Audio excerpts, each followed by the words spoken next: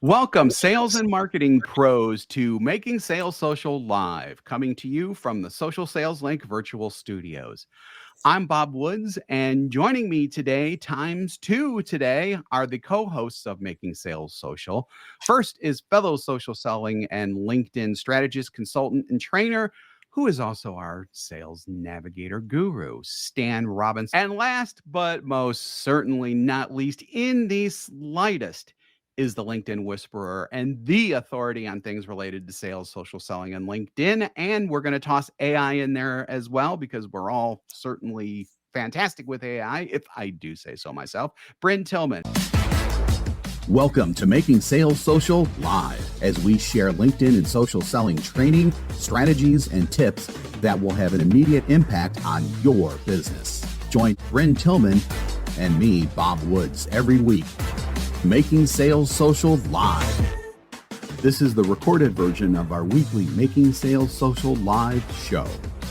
Welcome, sales and marketing pros, to Making Sales Social Live, coming to you from the Social Sales Link virtual studios. I'm Bob Woods, and joining me today, times two today, are the co-hosts of Making Sales Social.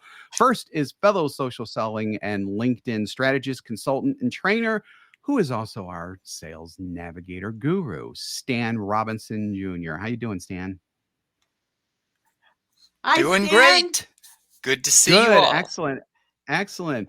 And last but most certainly not least, in the slightest, is the LinkedIn whisperer and the authority on things related to sales, social selling, and LinkedIn. And we're going to toss AI in there as well, because we're all certainly fantastic with AI, if I do say so myself. Brynne Tillman, how you doing?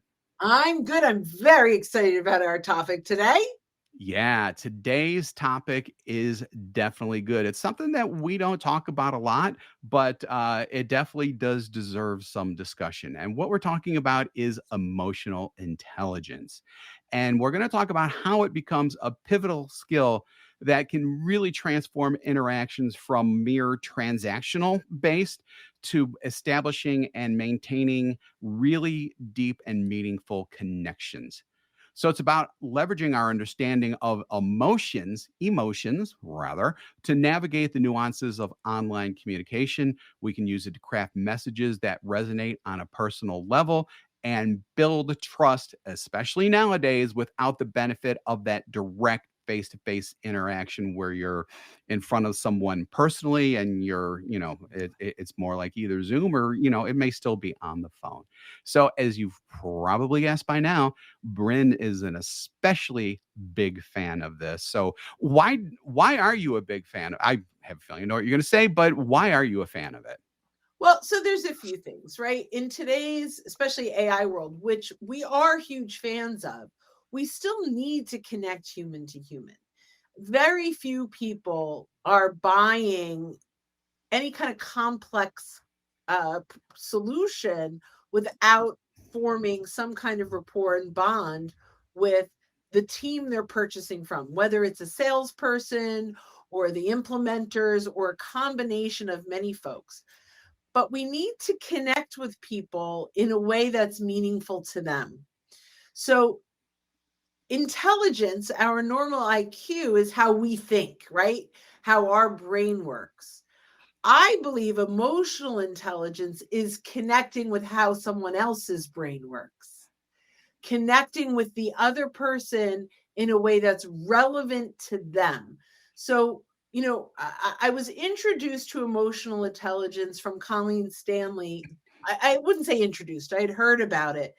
But Colleen Stanley really deeply goes into the empathy on the other side, the connection on the other side, the honoring the other person. And so over the last few years, right, we have as a team, as a company, whether we're explicitly calling it EI, emotional intelligence, or actually just teaching the tactics and strategies from an emotional intelligence perspective, I thought today we would put the label behind the actions. Yeah, that's great. As especially there's something that I want to key on that you mentioned, and that is honoring someone.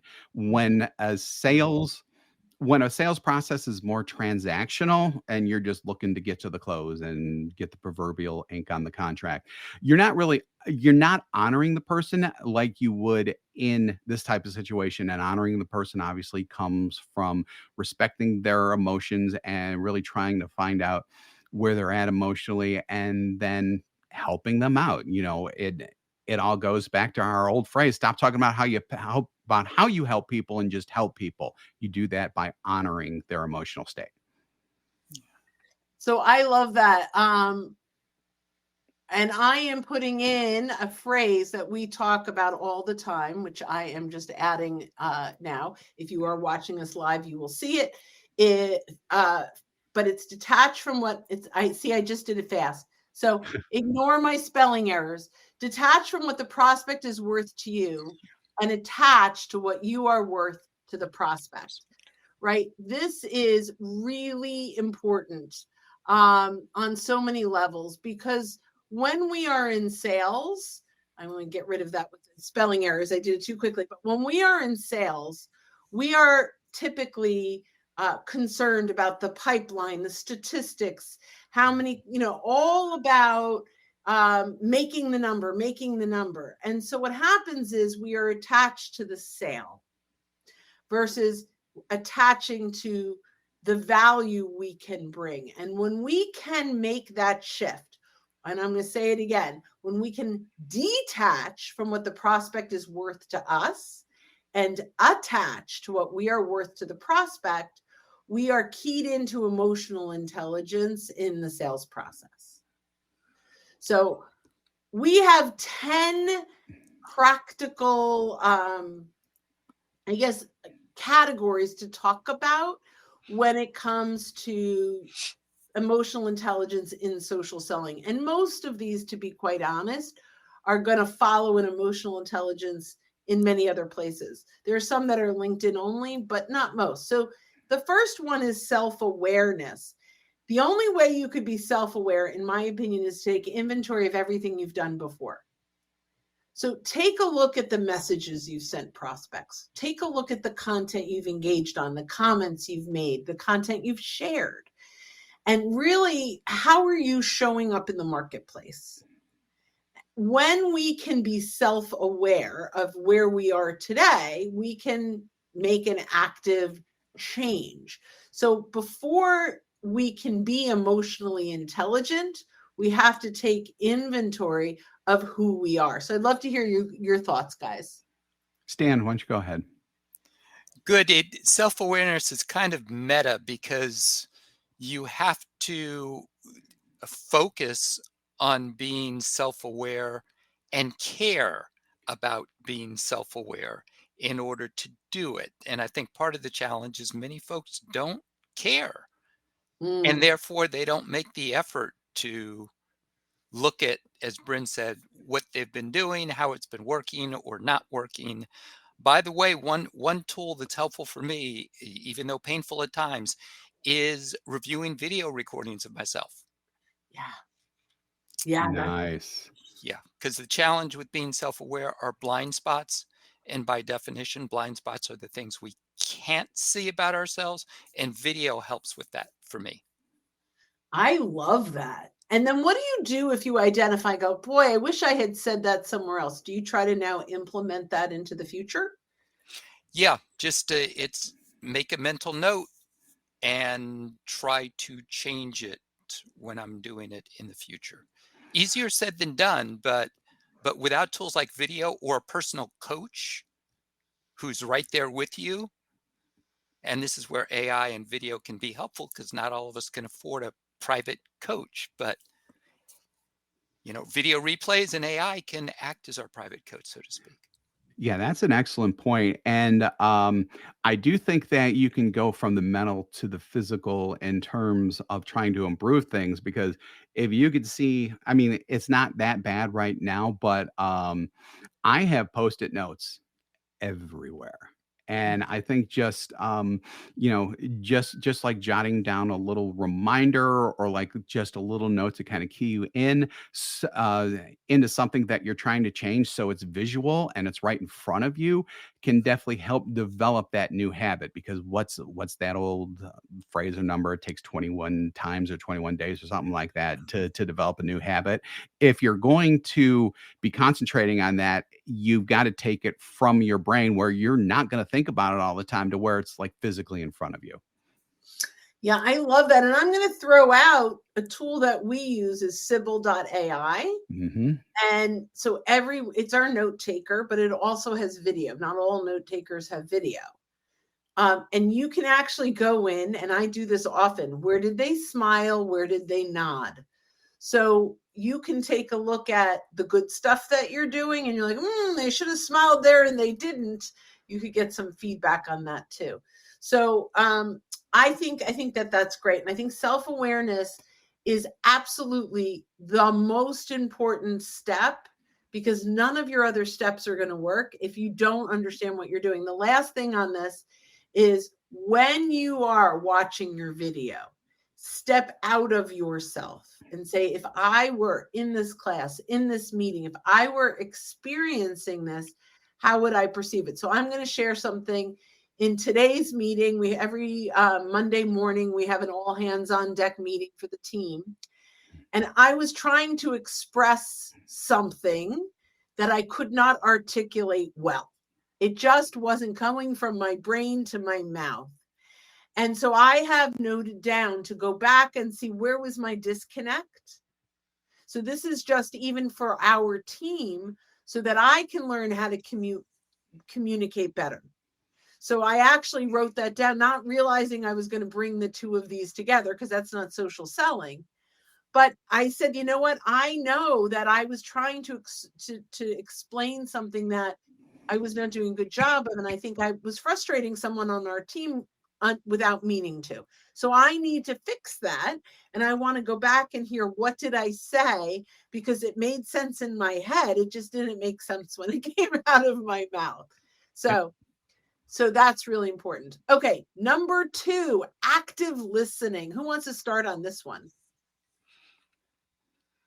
Well, I'll mention a couple things in terms of active listening. Now, this is where in person and video really help, because we take cues from nonverbal, what you can see, and responding to that. So, Brynne, you mentioned, where are people nodding, where are people smiling, and also just indicating that you have heard what they have said, so Mm-hmm. that you can both be assured that you're on the same page. And people love affirmation. Folks want to be heard.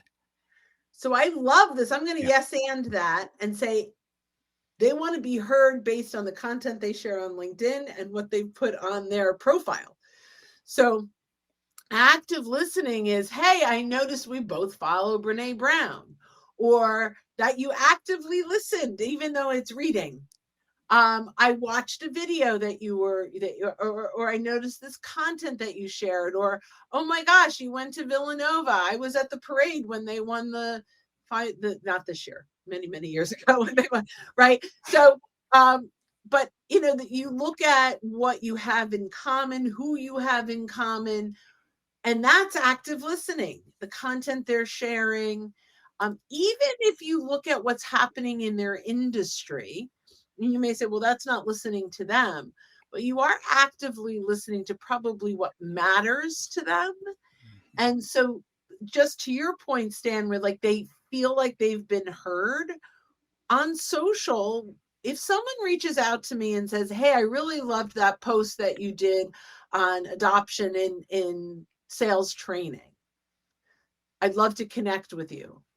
I'm finding a way to connect with them and engage with them because they really listened, or at least enough to know that I posted that. Mm-hmm. I feel like I mattered. And it doesn't matter who you are. If you're the CEO of a big company, if you post something, you want people to read it. And when someone lets you know that they enjoyed it, you now feel like you mattered. As that CEO, you matter to that person. And so that's where I feel like active listening really matters. Bob, you want to add to that before we go to number 3? Yeah, I mean, just real quick, just because y'all mentioned everything that I was going to mention, but just reiterating the fact that active listening goes beyond interpersonal and really goes into the other types of things that informs someone's emotional state, and whether it's the content that they've shared, or I think especially what's going on in their industry and seeing you know if they are facing the same situations, because chances are they probably are. But if they're not, find out why not, and then active listen on the personal, interpersonal basis based on their unique experiences there, and then reiterate and make sure that you understand what they're saying. Fabulous. Okay, number 3, authenticity. We all believe in authenticity, and this may seem like a duh, but I'm going to start with this means you can't use automation because you can't be authentic, right? Without.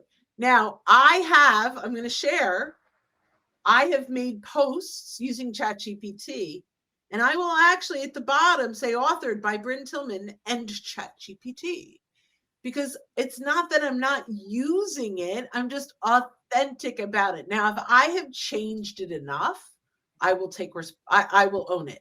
But if I only edited it a little bit and I mostly use the ChatGPT, I'm giving it credit. Hmm. But authenticity is a few things. Don't tell someone that you viewed their profile. I really like your profile. And you didn't view it. So I'm going to say, and then I'll pass it to you guys. Authenticity on social selling means that you are not lying or trying to fake it, or, where, you think you're clever because you used their name 3 times in a message. And so you think now it's more personal, Hmm. right? But your automation did that. So authenticity is, don't start off conversations with a Yeah. lie. I will pass it on to you, gentlemen, to Yeah, add so to I that. want to add something about AI, because you can be authentic with AI and yet not sound authentic. So, in other words, AI can generate something for you that you 100% believe in. But if you copy and paste it and it doesn't sound like you, it's not going to sound authentic. So, you need to sound authentic just as much as you are being authentic in just what Brynne said about not lying and making sure that it's the truth. So you have to, if you are taking content from ChatGPT and you agree with it, you still need to make it sound like you. The easiest, I'm going to drop in one real quick tip. I've said this often before. The easiest way to do that is to read it out loud. If it doesn't sound like you when you're reading it out loud, guess what? No one else is going to think that it sounds like you either. You have to make it sound like you. That way you're not only believing in what you're putting out there, but it's being authentic because it is coming from you. Can I add really quickly to that, Stan, before we jump over to you? This is one of the things that we do that's really important, is we will say, record yourself on Zoom or anywhere that you can get your transcript, and then use that transcript in ChatGPT and tell it not to research. Just use this transcript only, do not research. So that's another way to make that authentic. So Stan, I'll throw that to you. Yep, you all have covered it. The one thing that I'll yes and with is just to say your voice. Make it your voice. Hmm. And that's why, Yeah. And yep, that's why you reread yeah, everything that ChatGPT reproduces, you convert it into your voice. And that's why, Brynne, as you said, using a Zoom recording that you have made is so powerful. absolutely. I agree so much. And by the way, you can teach ChatGPT your voice. There are steps and stages, and the 3 of us are building out some GPTs to start to teach chat who you are. And some of it is using your transcripts and and creating a stream of information. And then once you've done that, actually telling it to have, what are the words I need to use so that you understand that the previous 25 articles is in our company voice, is in our voice. And we're working on that GPT, and that'll all be part of fabulous stuff. But do want to let you know that you can teach ChatGPT your voice. We have our buddy Bruce. An indicator of being attached, detached is how I receive no decision from a prospect. Do I view it as their right to say no, or do I default to trying to change their decision? For example, overcoming objections. So this is going back to the detach from what the prospect is worth to you and attach to what you are worth to the prospect. And we could do a whole program on that, and maybe we will, but I'm just going to share for a moment. It's not about them saying no. It's about you adding value until you've earned the right for them to say yes. So if you are truly detached, so I'm working with Bob and I'm like, hey, Bob, I'm going to take someone else, like Fred out in the world, a make-believe person. And I'll say, so Fred, I know you've been on LinkedIn for a long time and you've been challenged with doing X, Y, and Z. Can I offer a little bit of insights around that? And Fred says, sure. And I say, before I do, can I ask you a couple of questions? So when I offer you insights, you are, it's appropriate for you. And then you could get into a little discovery and offer value. Let's write this down. I think we have the next 4 or 5 scheduled, but let's do a whole program on detach from what the prospect is worth to you and attach to what you're worth to your prospect. So Bruce also asks, don't plagiarize even when from ChatGPT, acknowledge your sources. So here's the interesting thing really quickly about acknowledging sources on ChatGPT. You could ask it to give you sources, and then when you click through, they're broken. So do not assume because ChatGPT gave you the sources that they're accurate, which is really important. That is why we are huge advocates of using your own transcript and telling it not to research. Yep. Yeah. And you can if you're using 4.0 and it's researching Bing, you can put in links to blog posts from your company and tell it to use the voice of those blog posts, right? And your transcript. So just sharing. Number 4, Stan, you want to talk about the role of emotional intelligence in connection requests? Oh my. Well, when you're reaching out to someone, and I'm assuming you're talking about you're reaching out to them rather than incoming connection right requests. Yes, is we actually have, well, that's okay. Our next one we can cover the other way. Looking to up your LinkedIn game? The Social Sales Link team has you covered with our LinkedIn Sales Accelerator, a guided social selling program that includes training, coaching, and so much more. Visit socialsaleslink.com/in for more details. Again, that's socialsaleslink.com/in. The other side. Very good. Well, the wonderful thing about LinkedIn is that you can see who you're reaching out to connect with. You can take 2 minutes to look at their profile and come up with at least 2 things that you can use to build rapport and to find out who it is that you're talking to, and look for opportunities to connect on an emotional level. Your invitations don't always have to be about business. We're in the middle, for example, of March Madness right now. And if you're about to connect with someone whose team has just made the Sweet 16, that's something to talk about. To at least ask, hey, congratulations. Are you following this? And by the way, you're open to connecting on LinkedIn. So I love what you just said, because ultimately it's about context in what matters to them in a way that matters to them. So I used Villanova as that example from many years ago. But when they won, I was at the parade and I took pictures and sent them to prospects that went to Villanova, pictures from the parade. So Nice. Yeah, that's awesome. Right. So having that connection in what matters to them makes a big difference. What are your thoughts, Bob? Yeah. So just, you can generally get a good idea of what matters to them, not only from their profile, but if they've done any shares, which appear right in their profile. You can look up some of their most recent shares. Maybe you focus the connection request on a specific share that they did and how it resonated with you, because it's obviously important to them. And if it's important to you too, there's a mutual connection potential right there. And then you can echo that in your connection request to them. Apologies. Is my mute working? Yes, it's working. Okay, cool. All right. I love that. Okay. Number 5. So I'm going to connect this to your last question, Stan, which is, if you've accepted someone's connection, they've asked us to connect.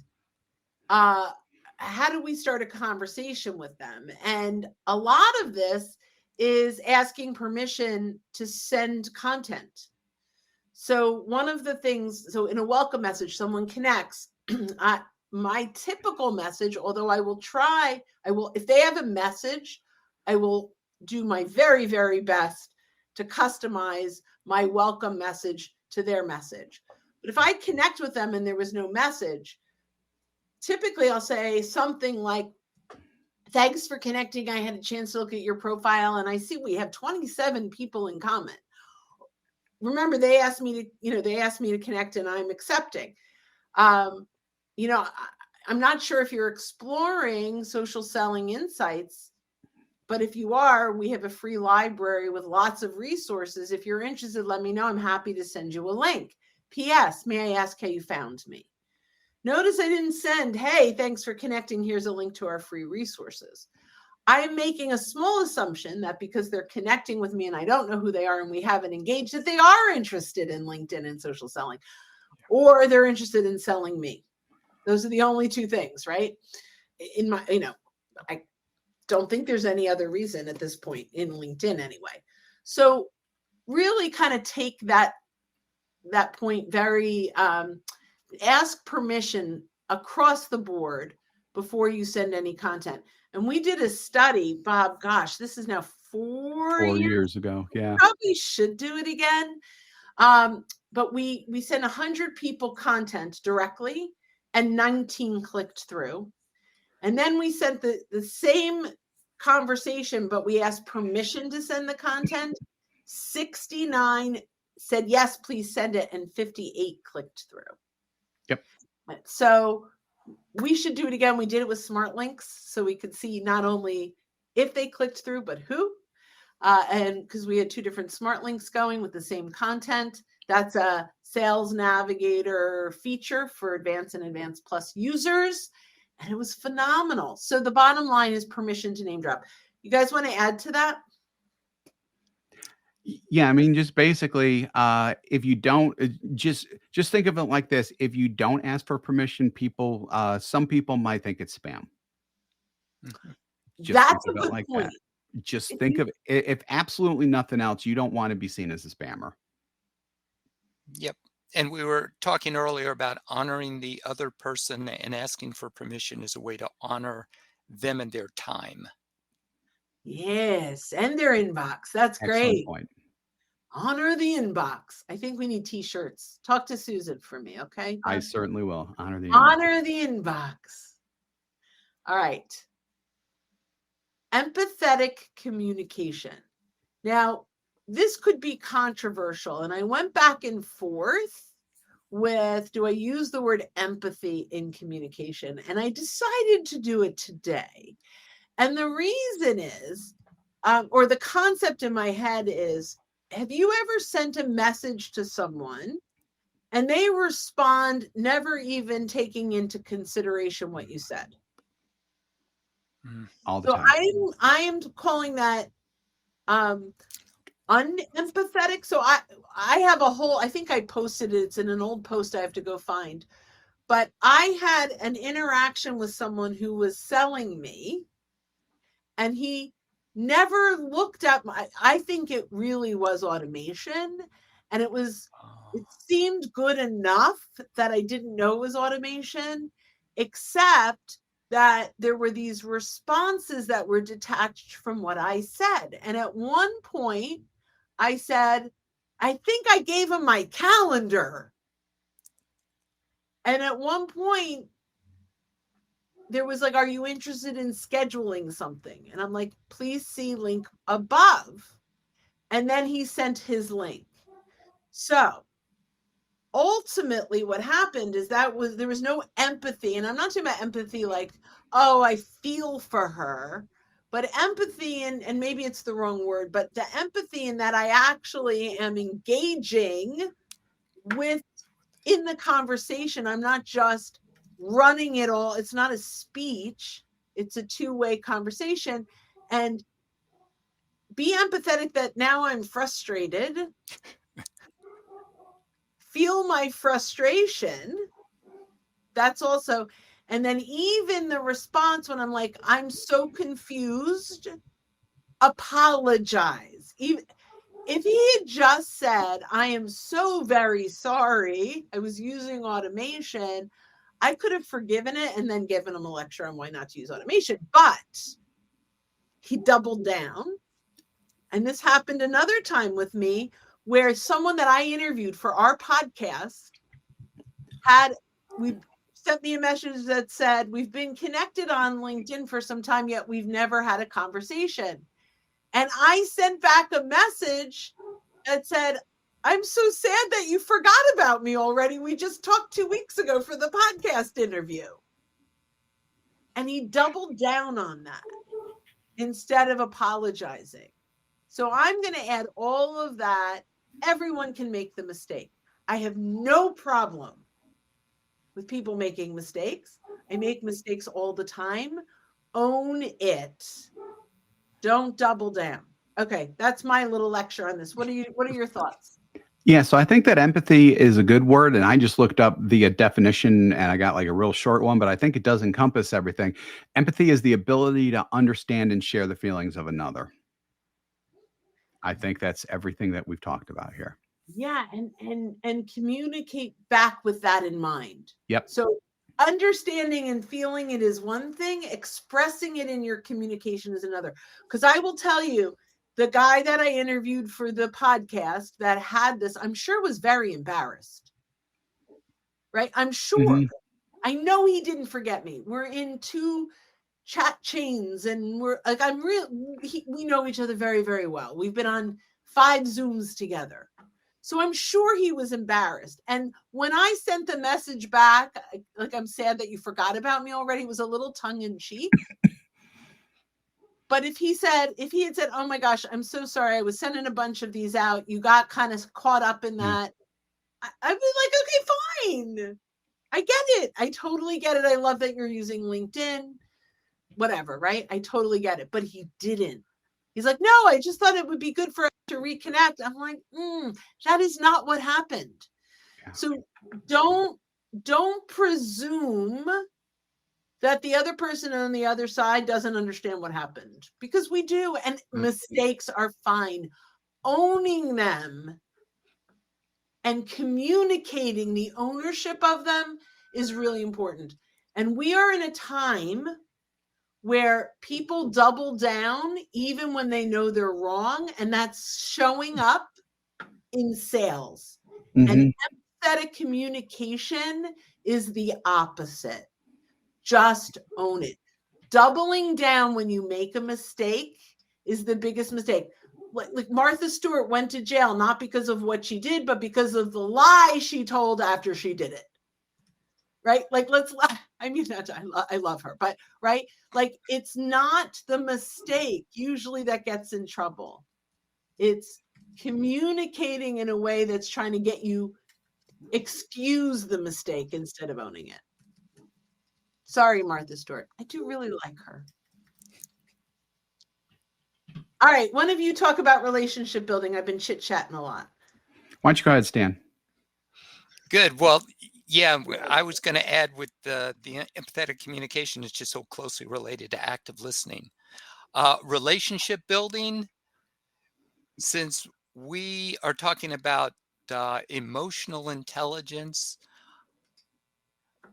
the ability to understand where someone's coming from, what's important to them, what kind of triggers their emotions and their emotional responses is key in terms of building relationships. Mhm. Because Brynne, as you mentioned, the conversations, they need to be dialogues. They need to be two ways.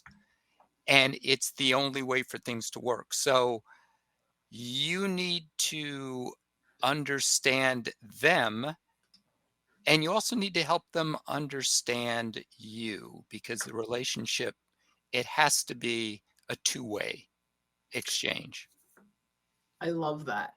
Bob, your Yeah, so thoughts? I just think that almost everything that we've discussed kind of culminates in relationship building, because if you don't have everything else, maybe not like down pat necessarily, but at least you have that mindset coming in Mhm. that you need all these elements to really build an effective relationship that is beneficial to both sides, then you're basically lost. So this is all like kind of building steps to a certain extent. It's ultimately about building relationships. So I'm going to share, because we talk about relationship building all the time. Yes. The social selling part is building rapport, earning the right to get the conversation that builds the relationship. So this is the top of the I meeting you in the bar piece of the relationship. But right, but you've got to show up authentically.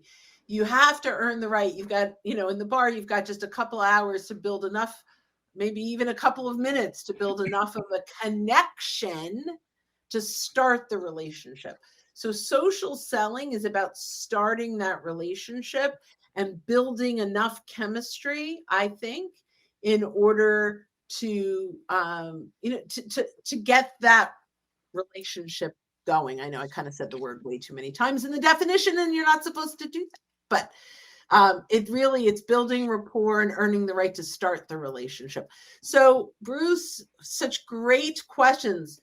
We're going to go back to that asking permission, which I think is important. What are some recommended responses if the person says no to asking permission to send content? We have to honor that. So if they asked you to connect and you say yes, and then offer information, my response would be, I totally respect that. May I ask what triggered you to connect with me, right? What is it that, that got you to ask me to connect? Where do you think we can be of benefit to one another in each other's network? If they asked you to connect, we have every right to ask this, right?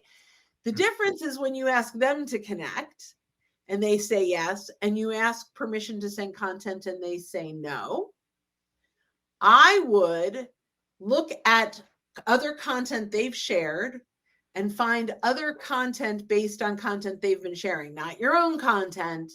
But now they shared content from Brene Brown, and you go out and find a podcast that Brene Brown is on and say, I understand you're not looking for content about this, but I did notice that we're both fans of Brene Brown. Did you happen to hear her podcast the other week? If you're interested, let me know. I'll send you that link. And then if they have zero interest in any of this, I would just kind of let it go, because they're not looking for a conversation right now. Now, because they're a new connection, they will see your content for the first 2 weeks if you're posting content. And I would actively engage on their content and then wait till a natural moment happens in engagement. But I would get out of their inbox if they say no twice. So, and Bruce also says, doubling down is also increasingly showing up on social media. It is. Yes. It's showing up everywhere. I mean, everywhere. People are doubling down. No one wants to say, hey, it's my mistake. It's my bad. I just think that people are in that are in the fight or flight thing, except they're not fleeing. They're just all about fighting no matter what. And that's just society. I mean, I think that goes way beyond sales, whatever. It's just how society is right now, and it sucks, and there's nothing we can do about it. Well, what we could do about it is our participation in it. Yeah, that's true. Yep, that's a good point. So that's what we own. We own how we react. Right. Yep. Don't do it. So, right. So you just be the best person. So Yep. we have lots of mantras in our world, but we're a team of people that really want to do what's right. Whether, I mean, spiritual, religious, whether you believe in God or whatever your God is, we are a team of people. All of us, our whole team, is connected to being the best human beings we can be. And those are the kinds of people I like to attract in my world, right?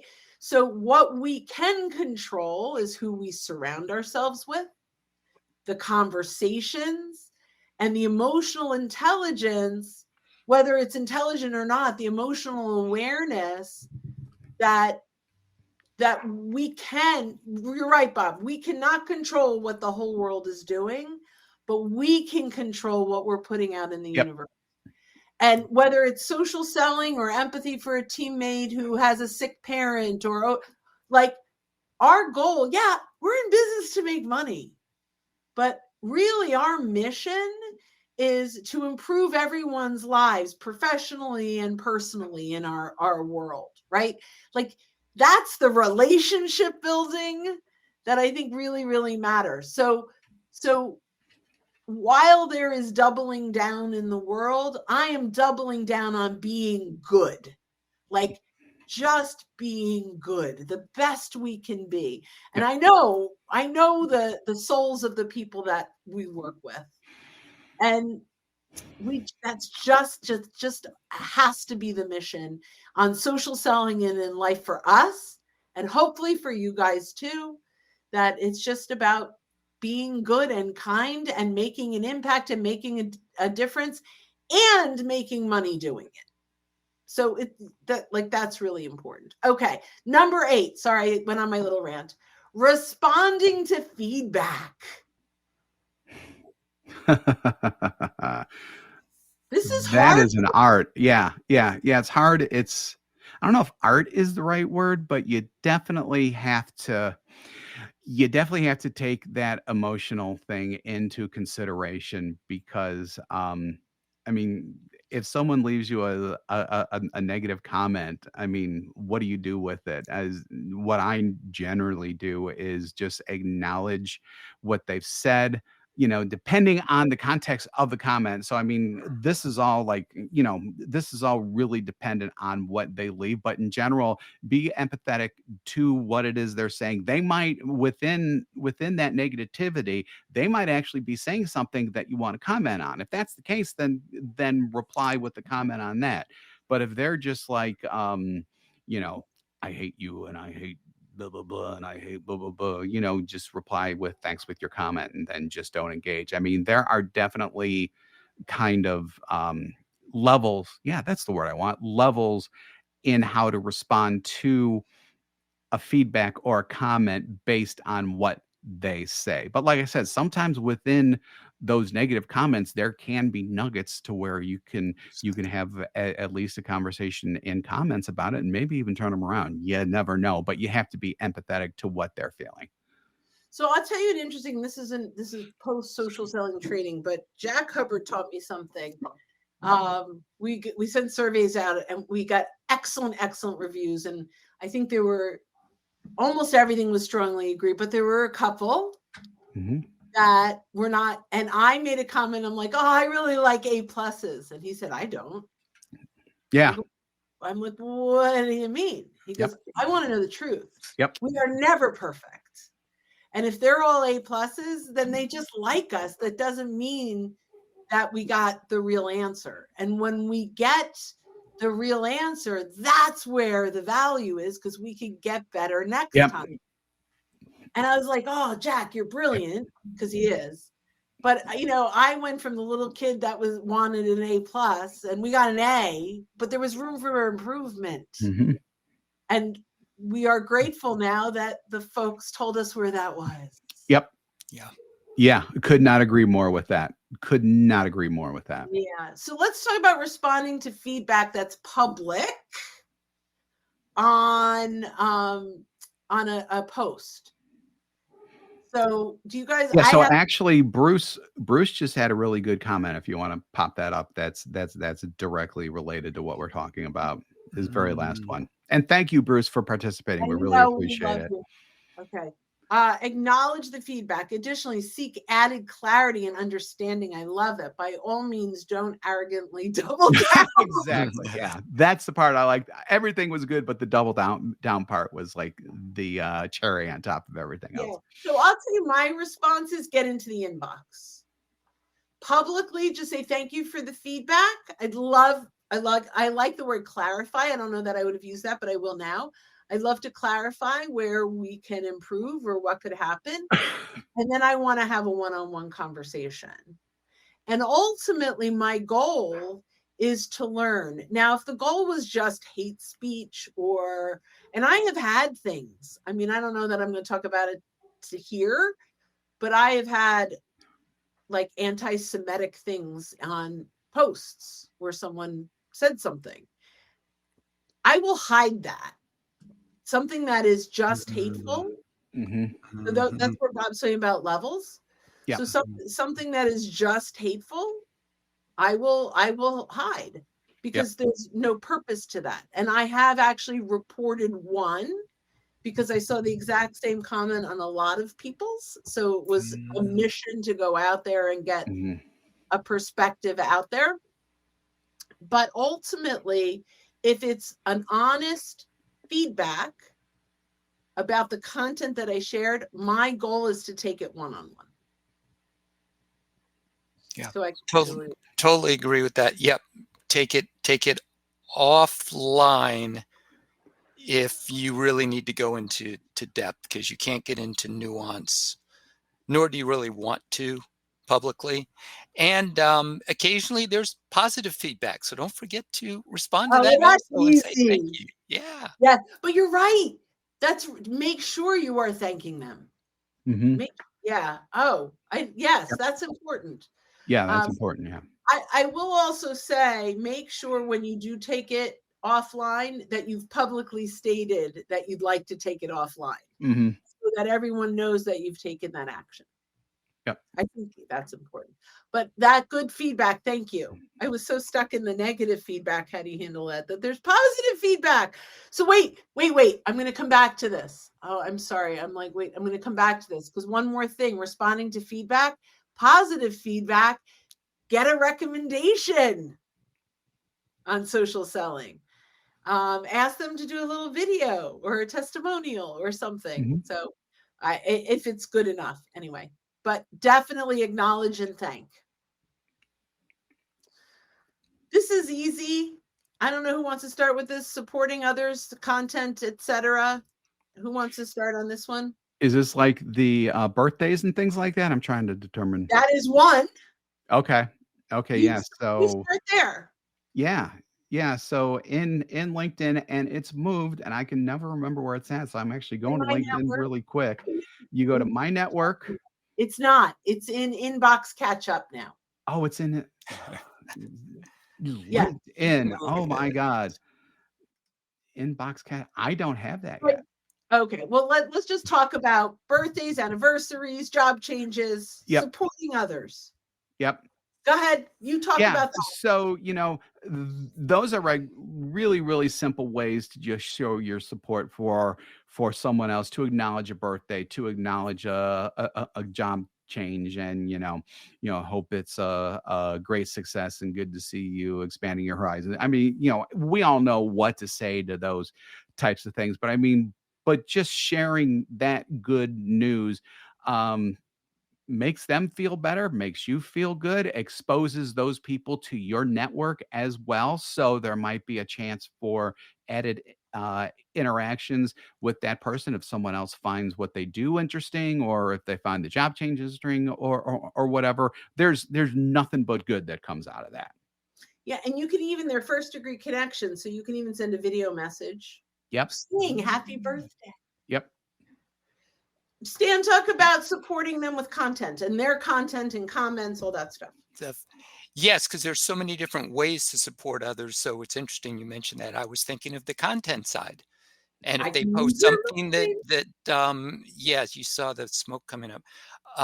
So if there's something that they've posted that you can engage with in a non-promotional way and add something to the discussion, as Bob mentioned, it amplifies their post. So more people see it, because as we've talked about, the only reason that people post is because they do want people to see and engage with their posts. And then you can also support others if you're in a position to, with recommendations and with endorsements, as long as they're authentic. So I love that. I'm going to throw in a little curveball on how to support others, but figure out who would be good referral partners. Mm-hmm.